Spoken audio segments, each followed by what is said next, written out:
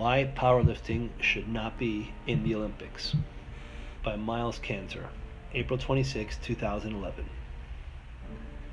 A periodic topic in powerlifting discussions is the addition of the sport to the Olympic Games.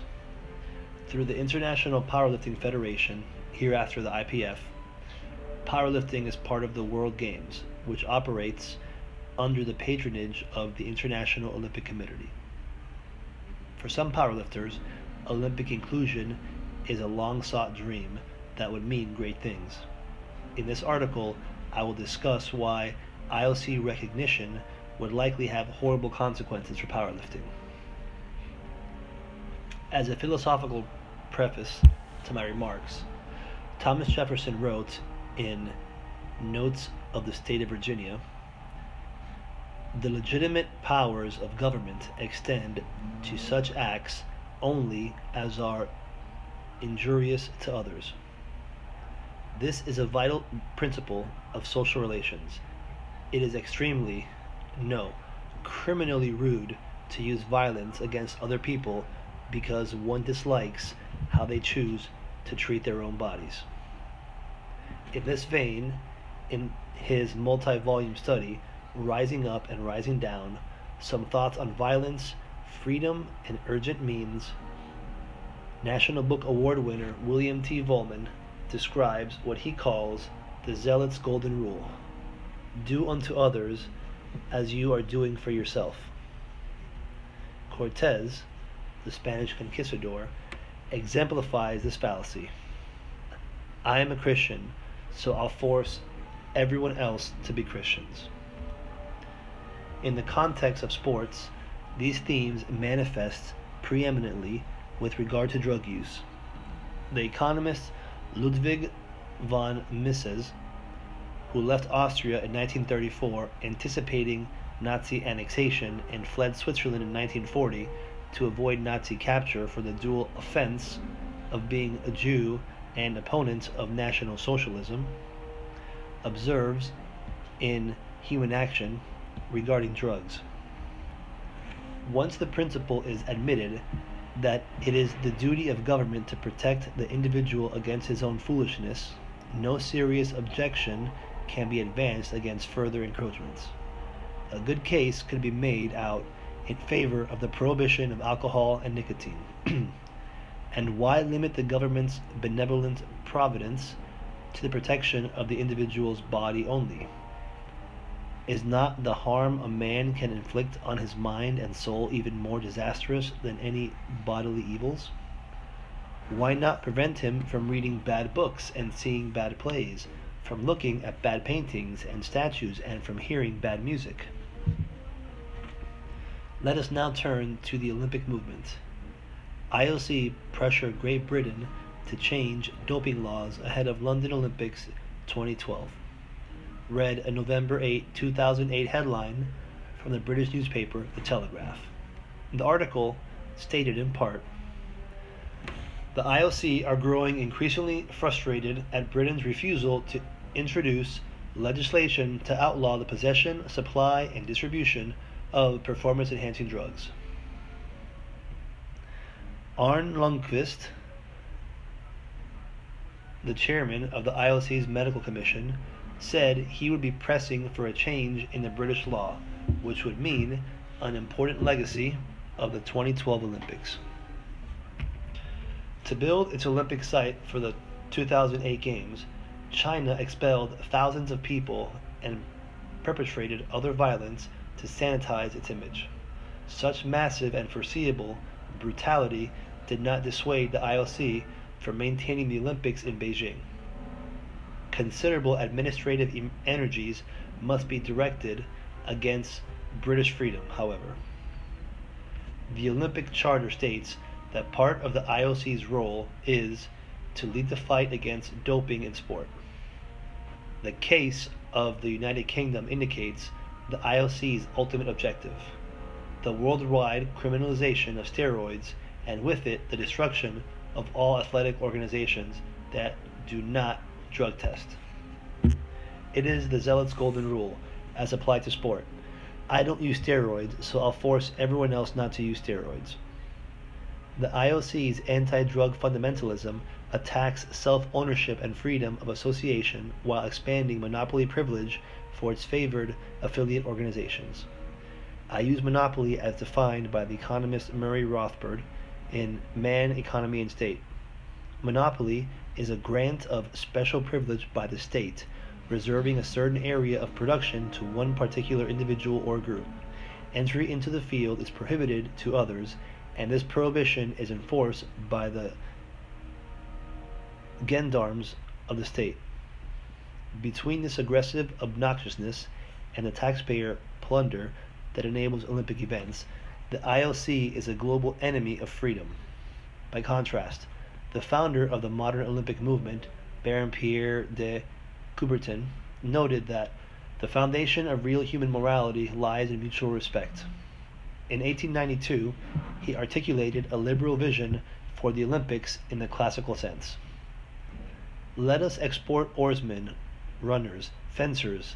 There is the free trade of the future.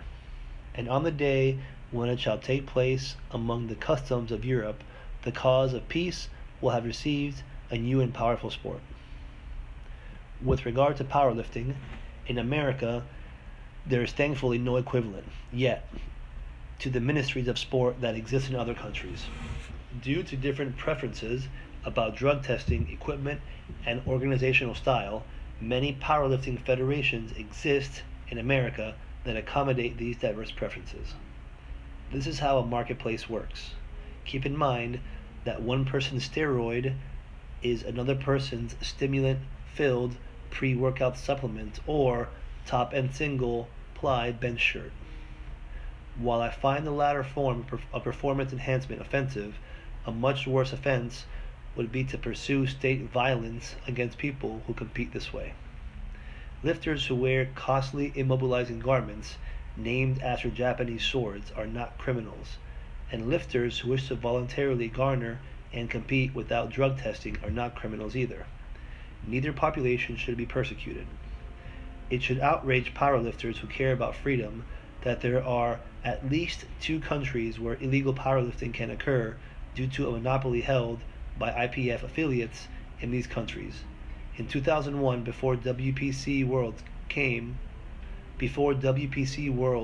in Cape Town, the South African government threatened to surround the meet site with troops if government drug testers were not admitted.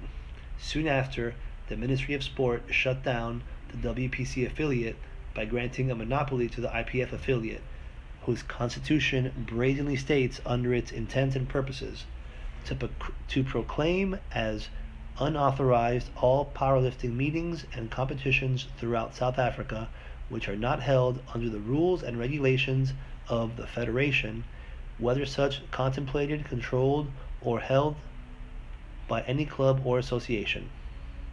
In 2006, veteran powerlifting writer Paul Kelso wrote in relation to these events, "Many countries have government sports ministries or departments, and they usually recognize no sport bodies that are not IOC, GAISF, General Assembly of International Sports Federations, and give no financial support to the unconnected.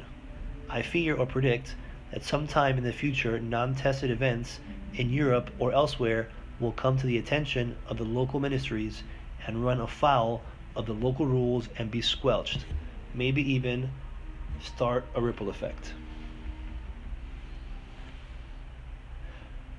For more information about what happened in South Africa, see my article, The IPF's Pursuit of Monopoly, Rule 14.9 and Beyond. Monopoly is an old vileness. In his 2-volume Austrian perspective on the history of economic thought, Murray Rothbard discusses several examples of monopoly, including the following imposed by the 17th century French bureaucrat Jean-Baptiste Colbert. In 1673, he forced 2 existing theaters to unite. When a 3rd troupe was later forced to join them, the Comédie Française was thereby formed in 1680. The Comédie Française was given a monopoly of all dramatic performances in Paris. was subjected to tight state regulation and control, and aided by state funds. The IPF likewise pursues state subsidies in numerous countries.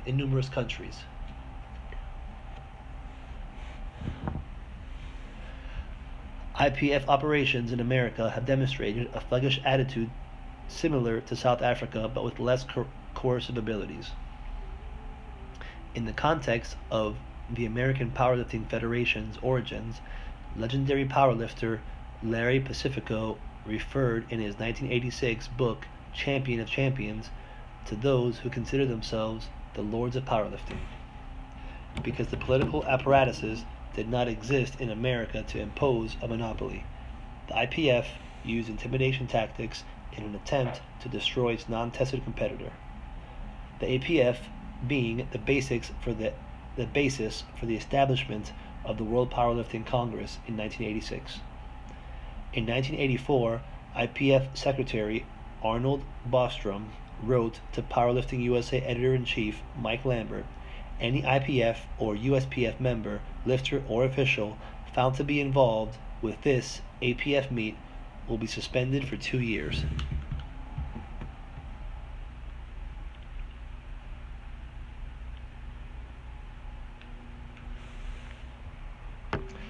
Still without coercive political power in America, a generation later, the IPF's American affiliate, USA Powerlifting, hereafter USAPL, threatened to sanction lifters and officials who participated in the January 2011 Raw Unity Meet, an increasingly prestigious competition first held in 2008 that has attracted major media coverage and top lifters from several federations, drug-tested and non-tested alike. The basis for the USAPL IPF threat was IPF Rule 14.9, which states, any lifter, referee, or official who competes or participates in an international powerlifting or bench press competition not organized, sanctioned, or approved by the IPF shall not be permitted to take part in any IPF international or regional competitions for a period of 12 months from the date of that non-approved competition. The IPF did not apply 14.9 to the Raw Unity Meet in its previous 3 years, despite the participation of foreign lifters. As of this writing, 2 participants in the 2011 Raw Unity Meet are known to have been sanctioned under 14.9. Neither individual received due process per USAPL IPF bylaws prior to this action or even notification of their suspension in eligibility. In one case, a lifter was removed from a meet advertised and previously held under a national USAPL sanction, which would not fall under the scope of 14.9. The meet sanction became international after Raw Unity, and the lifter found out about her removal in February when a friend asked why she no longer appeared on the online roster. In the other case, an IPF referee with over 25 years of service who judged at the Raw Unity asked the president of the USAPL in April about judging at the IPF Masters World in September. He was then informed of his ineligibility.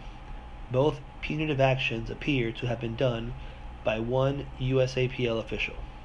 In 2001, Ed Cohn remarked on a similar arbitrariness concerning his appeal of an IPF drug test result in 1989.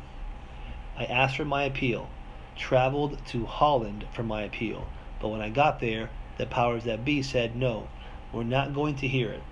Due process is a cornerstone of a legitimate legal system, referenced in the Bill of Rights and other American founding documents going back to the Massachusetts Body of Liberties in 1641.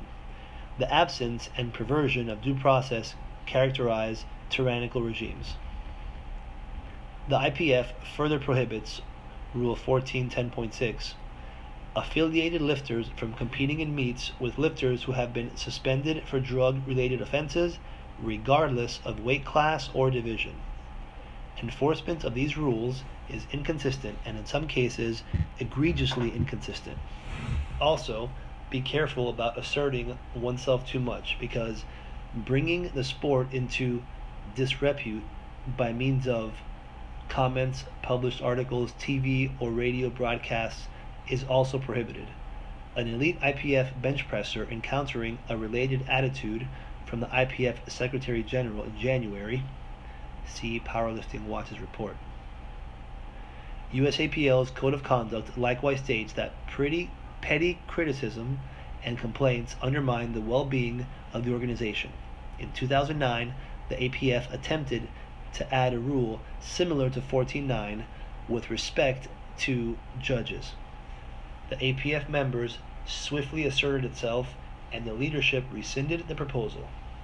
This says something about the comparative vigilance of lifters in these federations. For those interested in intellectual property matters, in January, USAPL ordered a longtime member to shut down his 13-year-old internet forum for having advertised and legitimized a competing federation, Raw Unity, to USAPL. Such conduct of a piece with a new lifter's recent experience at a USAPL meet. Meet results? There weren't any. On April 19th, the owner of the forum, originally named USAPowerliftingForum.com, announced he was shutting down the renamed and revised forum, the powerliftingforum.com. This site now appears to be defunct. The owner commented on his decision.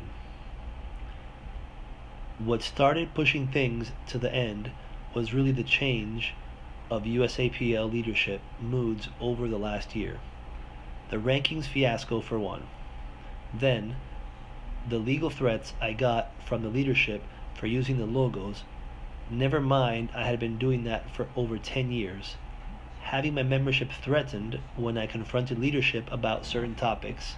Having my two motions, rankings and logos, I put forward circumvented by the executive committee, despite getting approval from the national governing body.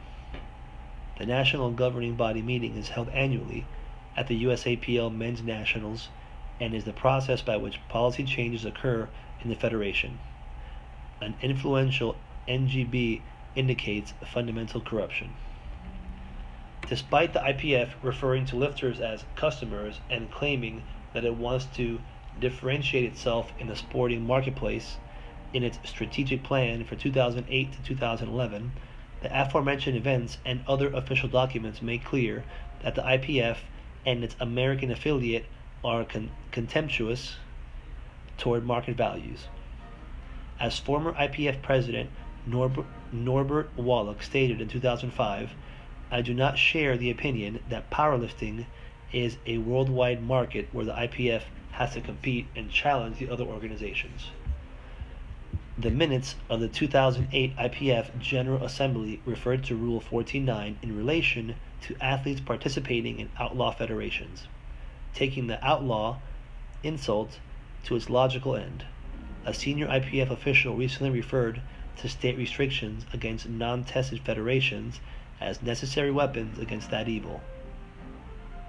Drugs in sport. He commented with ghoulish frustration vis-a-vis his own country. We've been promised coordinated police activity here to break up the local WPC affiliate, but nothing much happens.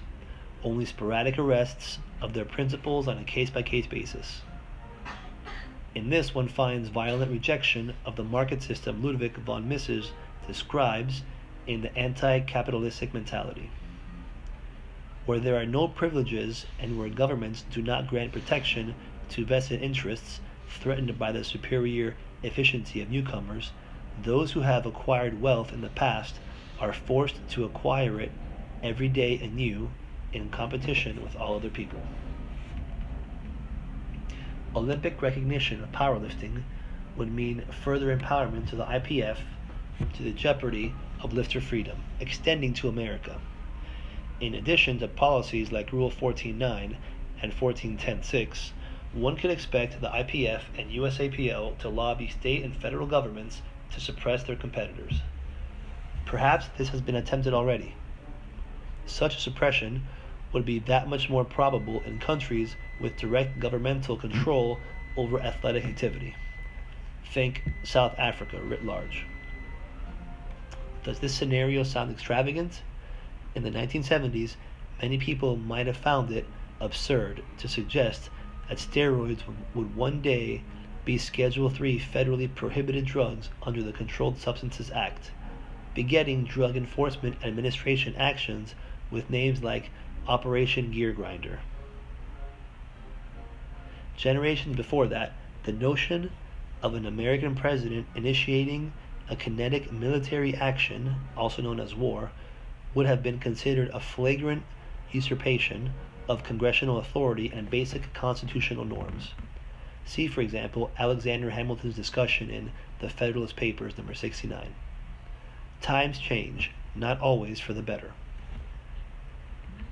The Olympic movement is a war against freedom, and the IPF shares the IOC's aggressive anti-drug fundamentalism.